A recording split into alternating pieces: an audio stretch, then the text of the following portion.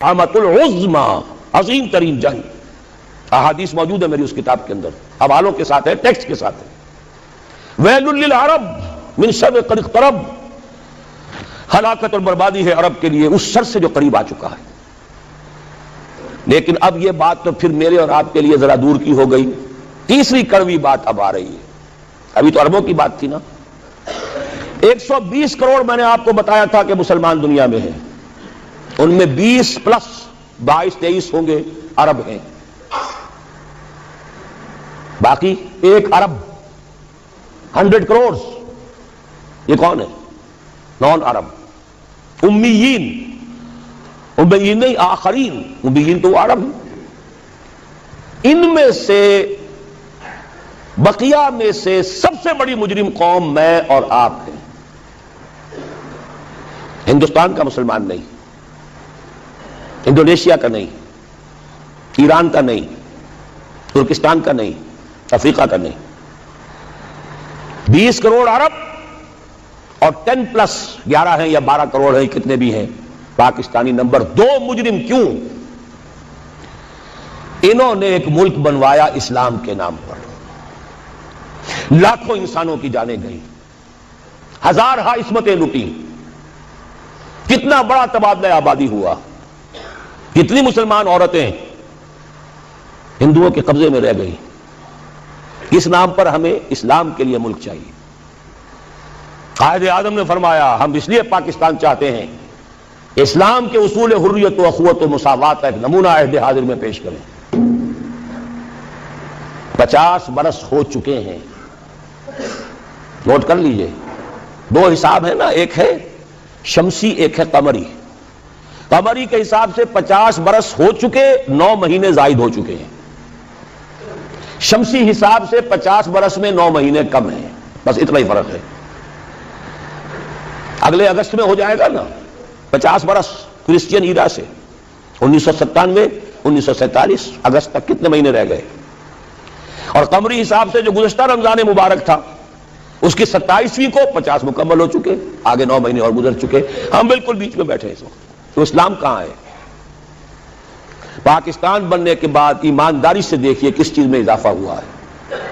بدماشی، عیاشی، جھوٹ، فحاشی، عریانی، بے پردگی، غبن، بد امنی، لوٹ مار، بڑے سے بڑے جرائم، گھناونے سے گھناونے جرائم، سب میں اضافہ. وہ اصول حریت و اخوت مساوات کہاں ہیں؟ ساری معیشت سود پر، اللہ اور اس کے رسول کے خلاف اعلان جنگ. آج ہم IMF کی ایک اسامی ہے، کورٹ آف وارڈ ہے. اتنے کھل کر باتیں ہمارے بزرگ کر رہے ہیں، ہمارے لیے کوئی اور چارہ کار ہے ہی نہیں. میں ابھی سکھر میں تھا، وہاں ایک مذاکرہ دیکھنے کا مجھے موقع مل گیا ٹی وی پر. صاف کہہ رہے تھے وہ دانشور، وہ تو ہمارے لیے کوئی اور چارہ کار نہیں، ہمارے لیے مفید یہی ہے جو کچھ ہو رہا ہے. IMF ہی ہمیں بچائے گا، اور واقعتاً بچائے گا. کیوں بچائے گا؟ آپ کے لیے نہیں بچائے گا، اپنے لیے بچائے گا. اسے آپ کے اندر سے اپنا خون نکالنا ہے. اگر مرنے دیں گے تو خون کہاں سے لیں گے؟ They will keep you. لیکن رکھیں گے اسی طریقے سے کہ خون کشید کرتے چلے جائیں. کبھی بجلی کا کرایہ، کبھی گاڑیوں کا کرایہ، کبھی اس کا کرایہ، کبھی اس کا کرایہ، کبھی اس کا ریٹ، کبھی اس کا ریٹ، کبھی ڈاک کے ریٹ. خون چوسنے کے لیے یہ صورتحال جو ہے یہ ہماری آخر کس کی ہے؟ کس نے کیا یہ؟ کیا اللہ ظالم ہے؟ کیا ہم مجرم نہیں ہیں اس کے؟ یہ اجتماعی جرم. اور کوئی ملک اسلام کے نام پر نہیں بنا. اچھی طرح نوٹ کر لیجیے. انڈونیشیا میں تحریک چلی وہ ملائی نیشنلزم کے نام پر، ملے نیشنلزم. عربوں نے انگریزوں سے نجات حاصل کی، فرانسیسیوں سے، عرب نیشنلزم کے نام پر. العروبہ. صرف ایک ملک بنا تھا پاکستان کا مطلب کیا؟ لا الہ الا اللہ. اور آج یہی وجہ ہے کہ کم سے کم عربوں کے ہاں خوشحالی تو ہے. جو ذلت آئی ہے ابھی ان پر اور مسکنت آئی ہے، کر کچھ نہیں سکتے، بے بس ہو گئے. جزیرہ نما عرب میں آج یہود اور عیسائی دندناتے پھر رہے ہیں. ان کے فوجی مراکز قائم ہو چکے ہیں. نجد کے پورے علاقے کے اوپر ان کا قبضہ ہے اس وقت. ذلت ہی ہے نا. ہمارے ہاں تو بھوک بھی ہے، ہم تو اس سے آگے بات جا رہی ہے. ہمارے ہاں یہ مسئلہ اور آگے بڑھے گا تو کیا شکلیں ہوں گی. بھوکے بھیڑیے جس طریقے سے پیٹ پھاڑیں گے محلوں میں رہنے والوں کے اور کوٹھیوں میں رہنے والوں کے، وہ وقت دور نہیں ہے. یہ عذاب الہی کی شکل، جیسے کہ فرمایا گیا سورہ انعام میں، قل هو القادر ان يبعث عليكم عذابا من فوقكم او من تحت ارجلكم او يلبسكم شيعا ويذيق بعضكم بعض بعض. اے نبی ان سے کہہ دیجئے اللہ اس پر پوری طرح قادر ہے کہ تم پر کوئی عذاب بھیج دے تمہارے سروں کے اوپر سے یا تمہارے قدموں کے نیچے سے نکال دے، یا اللہ کو کوئی اور کام کرنا ہی نہ پڑے، تمہیں کو آپس میں ٹکرا دے، ایک دوسرے کی طاقت کا مزہ چکھائے. فرقے واریت ہو، صوبائی عصبیت ہو، لسانی عصبیت ہو، کبھی بلوچ اور پٹھان لڑ رہا ہوتا ہے کوئٹہ میں، کبھی کراچی میں، اب دوبارہ کیا شکل ہوگی اللہ ہی بہتر جانتا ہے. اس لیے کہ وہ جو مہرے جو ہیں، کبھی کوئی مہرے کو اٹھاتا ہے، کبھی اسی مہرے کو نیچے رکھ کر کسی دوسرے مہرے کو اٹھا لیتا ہے. نتائج تو بعد میں پتہ چلتا ہے نا. وہ تو اب کسی نے کہا ہے کہ پیسے فلاں جگہ سے لے کر فلاں کو دیے گئے، وہ تو آج حقیقت واضح ہو رہی ہے. تو اچھی طریقے سے سمجھ لیجئے کہ یہ سب عذاب الہی کی شکلیں ہیں. میرا تو اب تک کے ساری گفتگو کا خلاصہ کیا ہے؟ آج ہم امت مرحومہ نہیں ہے، امت معذبہ ہے. ورنہ اللہ کو ہم پر رحم فرمانا ہو اور امریکہ ہمارے اوپر کوئی سختی لا سکے، باذ اللہ ثم باذ اللہ، اللہ ہماری بھلائی چاہے اور کوئی ہماری برائی کر سکے، ناممکن. جو کچھ ہے اللہ کی طرف سے. لما يعذبكم بذنوبكم بل انتم بشر ممن خلق. تم اپنی جگہ پھلے خواہ بنے بیٹھے رہو، ہم تو امت مرحومہ ہیں، ہم تو اللہ کے پیارے ہیں، لاڈلے ہیں. قالت اليهود والنصارى نحن ابناء الله واحباؤه قل فلم يعذبكم بذنوبكم بل انتم بشر ممن خلق. پھر اللہ تمہارے گناہوں کی پاداش میں تمہیں سزا کیوں دے رہا ہے، عذاب کیوں دے رہا ہے؟ تم بھی ایسے ہی انسان ہو جیسے دوسرے انسان اللہ نے بنائے. یہ ہے ہمارا اصل مسئلہ. دیکھیے انفرادی مسئلے بھی ہیں، پیٹ کا مسئلہ بھی ہے، چھت کا مسئلہ بھی ہے. ہر انسان چاہتا ہے کہ کوئی رین بسیرا ہو، کوئی چھت ہو، ضروری ہے. شریعت نے بھی یہ حقوق دیے ہیں. کوئی لباس کو ڈھانپنے کے لیے، اپنے جسم کو ڈھانپنے کے لیے لباس بھی چاہیے. یہ ہے مسائل. لیکن یہ ہے کہ ایک ہے انفرادی مسائل سے اوپر اس قوم کے مسائل، ملک کے مسائل. وہاں اگر عذاب آئے گا یہودیوں کے ہاتھوں، یہاں آئے گا ہندوؤں کے ہاتھوں. میں نے اپنی اس کتاب کو ختم اس پر کیا ہے. 3 امکانات ہیں پاکستان کے لیے. جو کچھ ہم اب تک کر چکے ہیں، جو ہم نے عہد وعدہ خلافی کی ہے، ہم نے اب تک کوئی اسلام نافذ نہیں کیا، وعدہ خلافی کی ہے. اور سورہ توبہ کی 3 آیات کے اندر بیان کر دیا گیا ہے کہ کوئی قوم اجتماعی طور پر اگر کوئی وعدہ کرے اور اس کی پھر خلاف ورزی کرے اللہ کے ساتھ، تو اس کی سزا کیا ہے؟ نفاق. منافقین کے بارے میں فرمایا وَمِنْهُمْ مَنْ عَاهَدَ اللَّهَ لَئِنْ آتَانَا مِنْ فَضْلِهِ لَنَصَّدَّقَنَّ وَلَنَكُونَنَّ مِنَ الصَّالِحِينَ فَلَمَّا آتَاهُم مِنْ فَضْلِهِ بَخِلُوا بِهِ وَتَوَلَّوْا وَهُمْ مُعْرِضُونَ فَأَعْقَبَهُمْ نِفَاقًا فِي قُلُوبِهِمْ. ان میں ایک لوگ وہ بھی ہیں منافقوں میں جنہوں نے اللہ سے عہد کیا تھا اگر ہمیں غنی کر دے گا، دولت مند کر دے گا، ہم خوب صدقہ خیرات نیک کام کریں گے. جب اللہ نے غنی کر دیا تو اب بخل سے کام لیا، وعدہ بھول گئے، وعدہ خلافی کی، اعراض کر لیا. اللہ نے ان کے دلوں میں نفاق کا مرض پیدا کر دیا. وہ نفاق باہمی ہے. آج قوم نہیں رہی، قومیتوں میں تقسیم ہو چکی، عصبیتوں میں تقسیم ہو چکی، نسلی عصبیتیں، قبائلی عصبیتیں، فلاں قبیلے کے فلاں سے جنگ ہو رہی ہے، فلاں کی فلاں سے جنگ ہو رہی ہے، بگٹیوں کا ان کے ساتھ معاملہ ہو رہا ہے، فلاں کا فلاں کے ساتھ معاملہ ہو رہا ہے. ہر سطح پر مدمنی، صوبائی ہے، لسانی ہے، مذہبی ہے، قتل و غارت، مسجدوں میں بم کے دھماکے ہیں اور دوسری عبادت گاہوں میں ہو رہے ہیں. یہ سارا کیا ہے؟ اچھی طرح سمجھ لیجئے نفاق باہمی. اور نفاق عملی کیا ہے؟ 3 چیزوں کو حضور نے فرمایا کہ جس کے اندر یہ ہو جائیں وہ کٹر منافق ہے. چاہے وہ نماز پڑھتا ہو، روزہ رکھتا ہو اور اپنے آپ کو مسلمان سمجھتا ہو، جب بولے جھوٹ بولے، جب وعدہ کرے خلاف ورزی کرے، امین بنایا جائے تو خیانت کرے. اب یہ 3 اوصاف آپ دیکھ لیجئے ہمارے اس معاشرے میں جو جتنا بڑا ہے، اکثر و بیشتر اللہ ماشاءاللہ اتنا ہی بڑا جھوٹا، اتنا ہی بڑا خائن، اتنا ہی بڑا وعدہ خلاف. یہ ہے ہماری اس وقت کی صورتحال. حل کیا ہے؟ دیکھیے حل، اب میں اوپر ہی سے چلوں گا. جب تک دنیا کے کسی ایک قابل لحاظ رقبے کے ملک میں پورے اسلام کے نظام کو قائم کر کے نہ دکھا دیا جائے کہ ہم اس قابل ہو جائیں کہ دنیا کو دعوت دے کے آؤ دیکھو یہ ہے اسلام، آؤ دیکھو یہ ہے محمد کا دین صلی اللہ علیہ وسلم. آپ دعائیں مانگتے ہیں اللہم انصر من نصر دین محمد صلی اللہ علیہ وسلم واجعلنا منہم واخذل من اعرض عن دین محمد صلی اللہ علیہ وسلم ولا تجعلنا معهم. کہیں تو دکھاؤ یہ دین ہے محمد کا صلی اللہ علیہ وسلم. کتابیں نہیں پڑھیں گے، وہ کتابوں میں تو اچھی سی اچھی باتیں لکھی جا سکتی ہیں. کیا ہے یہ کہو کہ حضور ایسے تھے اور صحابہ ایسے ہیں، پدرم سلطان بود بھائی ہوں گے، تم کیا ہو؟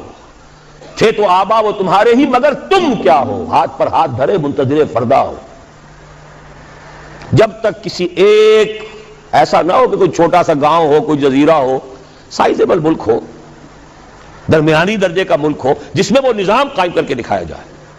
دی political socio economic system of خلافہ جو محمد عربی صلی اللہ علیہ وسلم نے قائم فرمایا، اس کا سیاسی نظام کیا تھا، اس کا قانونی نظام کیا تھا، اس کا عدالتی نظام کیا تھا، اس کا زمین کا بندوبست کیا تھا، اس کا مالیاتی نظام کیا تھا، اس میں غرباء کی کفالت کا نظام کیا تھا. یہ سارا نظام اگر آپ قائم کر کے نہیں دکھاتے تو اس کا مطلب یہ ہے کہ آپ اللہ کی ریپرزنٹیشن کا حق ادا نہیں کر رہے. You are the representatives of Allah on this earth. کتاب آپ کے پاس ہے، قرآن آپ کے پاس ہے، نبی کے نام لیوا ہی نہیں، ٹھیکیدار آپ ہیں. سارے نبیوں سے افضل ہمارا نبی، سارے نبیوں سے افضل ہمارا نبی. یہ ترانے گانے سے تو نہیں بات بنتی. ذرا ان کا کوئی کردار، ان کے جھلک کوئی اپنے اخلاق میں، اپنے کردار میں بھی تو دکھاؤ، اپنے معاشرے میں بھی تو دکھاؤ. یقیناً افضل ہیں، اس میں کیا شک ہے. سید البشر ہیں، افضل المرسلین ہیں، اکمل الرسل ہیں، خاتم النبیین ہیں، کیا شک ہے اس میں. لیکن دکھاؤ تو صحیح بھائی. جب تک ہم یہ نہیں کرتے ہم مجرم ہیں. ہماری سزا شکلیں بدلے گی، پڑھتے رہیں گے کوڑے. اچھی طرح سن لیجیے. کبھی وہ کوڑا افغانستان میں ہوگا، کبھی وہ کشمیر میں ہوگا، کبھی اریٹریا میں ہوگا، کبھی فلپائنز میں ہوگا، کبھی چچنیا میں ہوگا، کبھی بوسنیا میں ہوگا، کبھی صومالیہ میں ہوگا، کبھی کہیں اور ہوگا، کبھی عراق میں ہوگا. وہ کوڑے پڑتے رہیں. ہے تو ایک ہی جسد ہے نا امت محمد کا. جہاں تک ذلت ہے، مسکنت ہے، بے وقاری ہے، وہ تو پوری امت کی ہے. باقی تو وہ اضافی کوڑے ہیں نا. ذلت تو ہے ہی ہے، ذلیل تو ہے ہی ہے، کوئی حیثیت ہماری ہے ہی نہیں. پوری دنیا کو کنٹرول کرنے والے G15 یا G7، اور کوئی مسلمان ملک جیسے ہم کہتے ہیں نہ 3 میں نہ 13 میں، نہ G15 میں ہے اور نہ G7 میں. کنٹرول تو وہ کر رہے ہیں. سیکیورٹی کونسل اور اس میں ویٹو ہے کسی مسلمان کے پاس. ایٹم بم پاکستان کو سب سے زیادہ جو اس وقت مورچہ بنایا ہے، کیوں بنایا ہے؟ یہاں اندیشہ ہے ایٹم بم کا. اسرائیل کو اگر کوئی کنفرنٹ کر سکتی ہے کوئی قوم تو وہ صرف پاکستان. یہی تو وجہ ہے.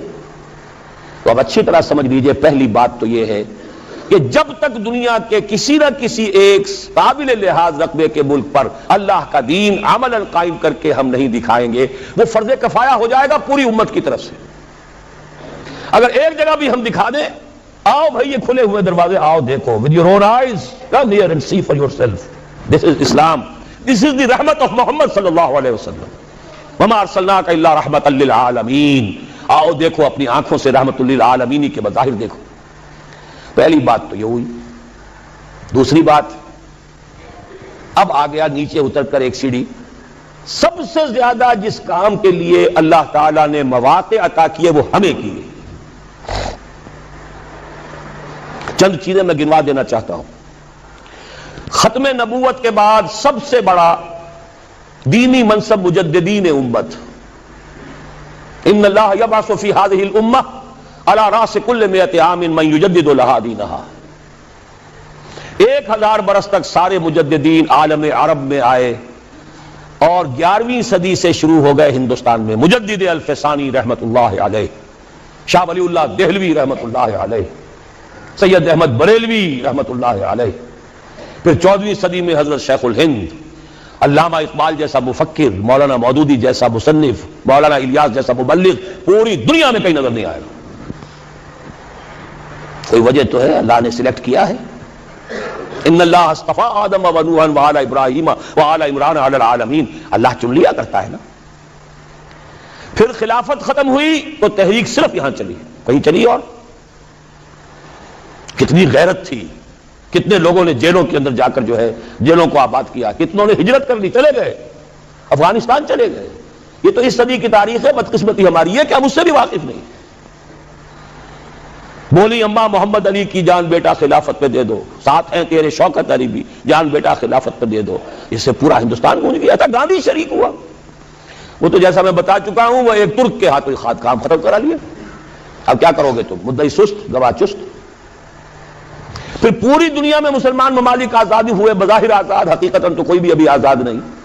ظاہری آزادی جو ملی ہے تو اس میں صرف ایک ملک کے لیے اسلام کا نعرہ لگا، پاکستان کا مطلب کیا؟ لا الہ الا اللہ، کہیں اور نہیں۔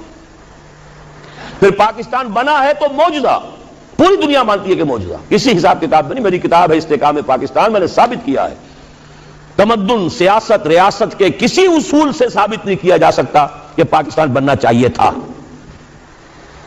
It is a miracle. پھر پاکستان بننے کے بعد اتنا بڑا میریکل ہوا ہے، 10 کروڑ تھے ہم اس وقت مشرقی اور مغربی پاکستان دونوں کے ملا کر، اور 10 کروڑ عوام کی نمائندہ دستور ساز اسمبلی نے فیصلہ کیا حاکمیت اللہ کے لیے ہے، ہمارے لیے نہیں۔ قرارداد مقاصد، سروری زیبا فقط اس ذات بے ہمتا کو ہے، حکمراں ہے ایک وہی، باقی بتان آزری۔